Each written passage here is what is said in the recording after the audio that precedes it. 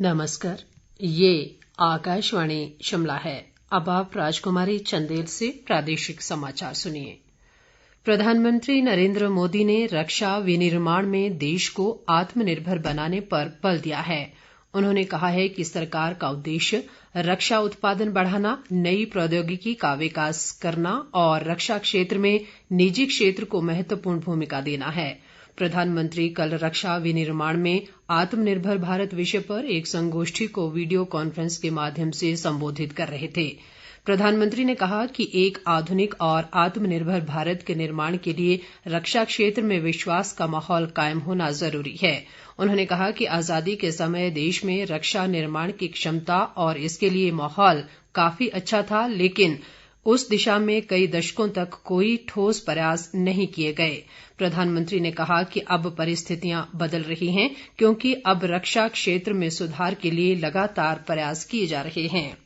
मुख्यमंत्री जयराम ठाकुर ने कहा है कि वाकनाघाट उत्कृष्टता केंद्र में 5 विशेषज्ञ प्रशिक्षण कोर्स शुरू किए जाएंगे।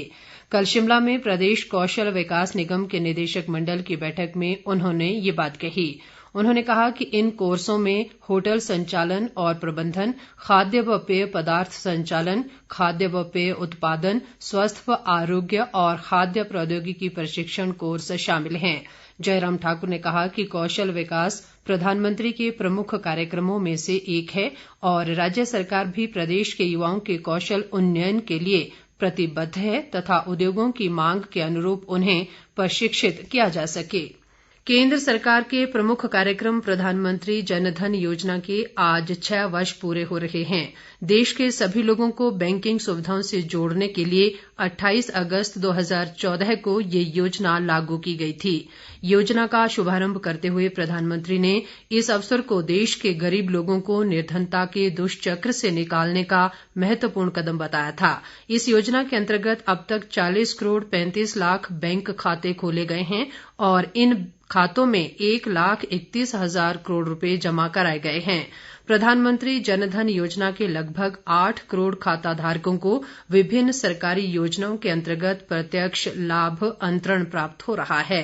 प्रदेश में कोरोना वायरस के मामलों में वृद्धि लगातार जारी है और ये संख्या बढ़कर 5,501 हो गई है। मौजूदा समय में 1,418 कोरोना रोगी उपचाराधीन हैं। पिछले 24 घंटों में प्रदेश में 180 नए कोरोना मामले सामने आए हैं, वहीं 189 मरीज उपचार के बाद स्वस्थ हुए हैं। प्रदेश के अधिकांश भागों में मॉनसून की भारी वर्षा से जनजीवन प्रभावित हुआ है। शिमला जिले की ग्राम पंचायत कोटी घाट में भारी वर्षा से हुए भूमि कटाव के चलते जहां सड़कें क्षतिग्रस्त हुई हैं, वहीं सेब की फसल को भी नुकसान हुआ है। प्रदेश में भूस्खलन के कारण 270 से अधिक सड़कें यातायात के लिए अवरुद्ध हैं। अब एक नजर अखबारों की सुर्खियों पर। आज अधिकांश समाचार पत्रों ने अलग अलग खबरों को प्रमुखता दी है। कोरोना महामारी पर अमर उजाला की सुर्खी है, सरकार कराएगी हर हिमाचली का आईजीजी टेस्ट, कितने कोरोना संक्रमित चलेगा पता। दिव्य हिमाचल का शीर्षक है, कोरोना वायरस का सबसे बड़ा हमला, एक दिन में 4 मौतें।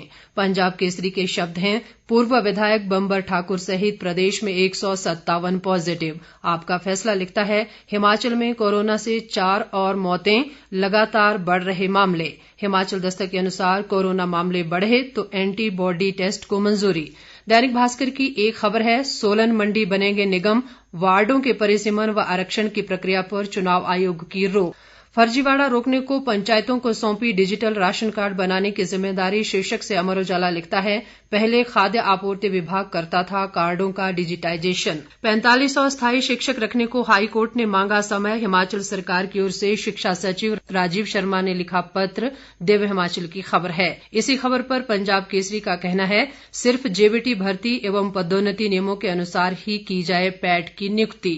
मौसम पर हिमाचल दस्तक के शब्द हैं, प्रदेश में बारिश का दौर जारी, 272 सड़कें बंद। दैनिक भास्कर लिखता है, बारिश से हिमाचल में हलचल। इसी के साथ ये समाचार बुलेटिन समाप्त हुआ। नमस्कार।